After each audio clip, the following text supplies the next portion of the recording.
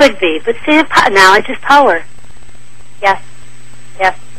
Now, Pluto is the last planet, and that rules everything under the surface. The subconscious mind, it controls everything, is power. It's the planet of metamorphosis, and through the process of birth, death, and transformation, it regenerates us. What can you say about Pluto, Cindy? Pluto kind of always scared me, mainly because it was so powerful and it was so misunderstood. I think we're just now getting in touch with Pluto and the good side of it, because it was always talking about the underbelly of every situation and what is not apparent at first. And yet, like you said, it has such an ability to transform. And a healing ability. A lot of healing ability with Pluto. Well, Scorpios, which that's their ruling planet, they get a lot of flack for, being highly misunderstood. Yeah. Comes from the misunderstanding of Pluto. I think we're learning more and more about it all the time. Yeah. Well, all the planets, as you can see, come together to make up your chart, and they all offer something different about you. Now, when you would say, my Sun is in Pisces, or my Mars is in Aries, or my Venus is in Taurus, what are we talking about?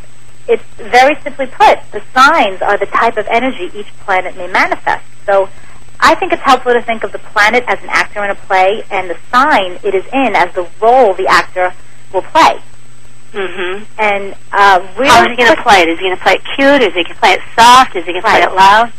And really quickly, because I want to get to some of our emails, let's just go through what keywords you would use for understanding the purpose of each sign. For Aries, I would say to act, to achieve. To lead. To lead, excellent. For Taurus, I would say to produce. What would you say? To own. To own, excellent. For Gemini, I would say to listen. To know. To know, okay. To learn. For Cancer, I would say to nourish. To feel.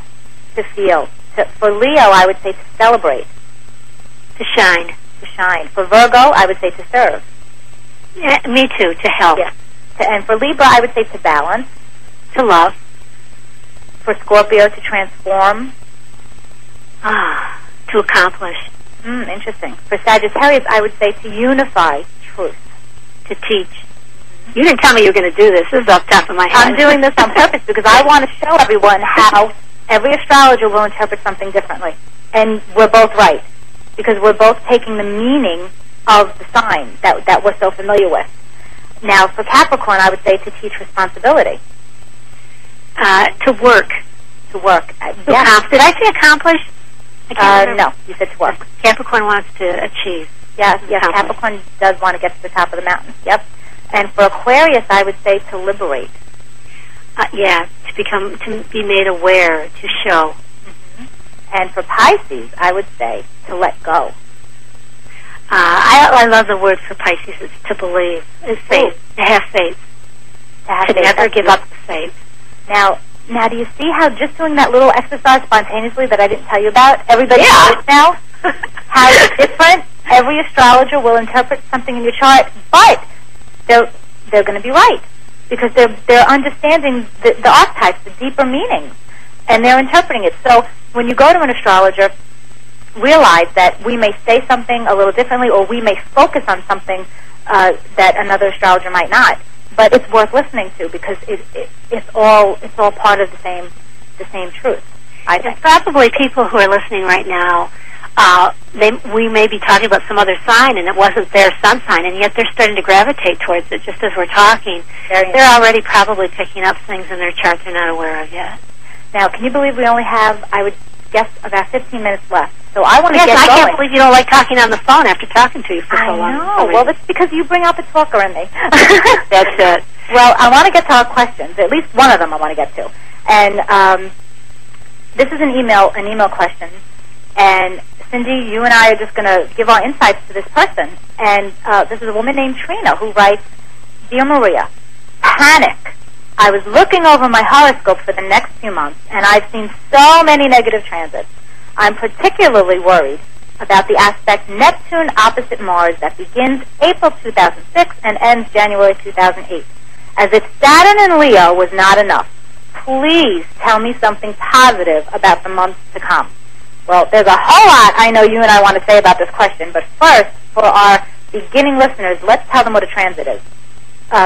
Transits are the position of the planets in the sky right now as they compare to your natal planet. And I think, Cindy, that a transit will activate the natal chart, bringing energy to some part of the personality and causing a change in consciousness within the individual, signifying growth. Right. Just keep in mind that when you're born, the planets are that chart. Your chart is like a picture. It's like a snapshot of where all the planets are. But even 1 second, 1 minute after you were born, the planets have continued to move. So that movement, and they're doing it right now. They're somewhere right now in a different sign, a different degree than where they were on that snapshot picture of when you were born, your chart. So what it basically transit is where it is right now, and if it's touching anything on your snapshot picture. Right, and it shows us our timing. It shows the astrologer timing, and will tell us how long a certain pressure will last, as well as allowing us to understand what we're learning about ourselves so that we can begin to use the energy constructively. Right, because every planet moves faster or slower than the other, so the ones that move slower, of course, will have more of an impact on you if they're touching your chart. The ones that are moving fast, that's why they don't really do too much damage, because if it's bad or negative, it's moving so fast you're not going to really notice it too much. Right, so we typically look at the outer planets, and it looks like Trina, before this is even an exact aspect, she's anticipating all this doom and gloom, and I would like to turn her head around so that she can use her energy constructively. Well, the problem that the Neptune transit is and brings to you is that it's sometimes confusing. You don't know. It brings out the fears. That's the subconscious fears of the Neptune transit. So you scare yourself. So you don't want to. That's one of the things about knowing your chart and understanding astrology. She could use that transit to bring something very artistic into her life rather than fear. Absolutely. Now, in her chart, for our listeners, her sun, Trina's sun is in Leo, and her moon is in Pisces.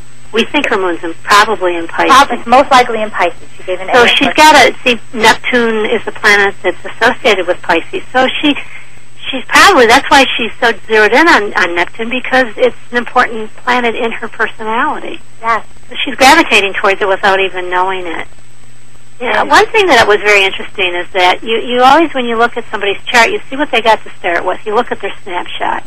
Right. And she, one of the hardest aspects in her chart, and an aspect is something going on between two planets, mathematically. Her sun is in Leo, her Saturn is in Taurus, and it's very close in a relationship. So the harsh aspect called a square. Yes. Right. She grew up with, and see, the sun, Leo women's sun signs are always important because men are always important to Leo women. Men love Leo women.